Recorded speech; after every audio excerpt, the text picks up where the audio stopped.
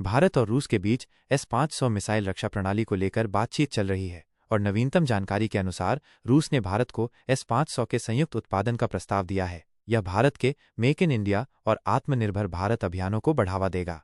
S-500 की प्रमुख विशेषताएं। S-500 प्रोमेटी या समोदरजेट्स रूस की अगली पीढ़ी की वायु रक्षा प्रणाली है, जिसे S-400 से भी अधिक उन्नत माना जाता है। इसकी कुछ प्रमुख विशेषताएं इस प्रकार हैं।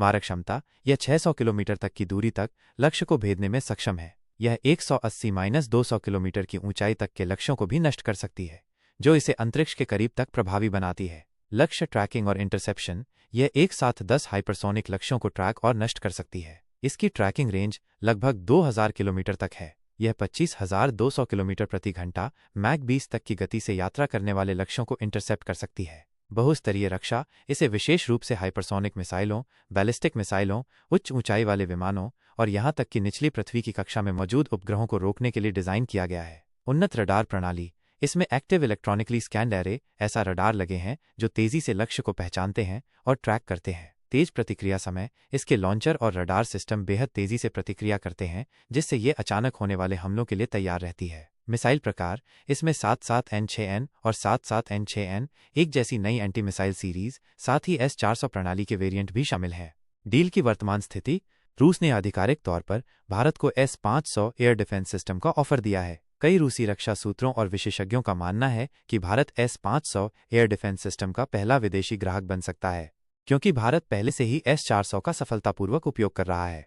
हालांकि भारत की तरफ से अभी तक इस पर कोई औपचारिक बयान नहीं आया है। इस डील की कीमत 2.5 से 3 अरब डॉलर प्रति यूनिट हो सकती है। भारत के राष्ट्रीय सुरक्षा सलाहकार अजीत डोभाल के रूस दौरे से पता चलता है कि इस पर गंभीर बातचीत चल रही है। संभावित लाभ और चुनौतियां। लाभ।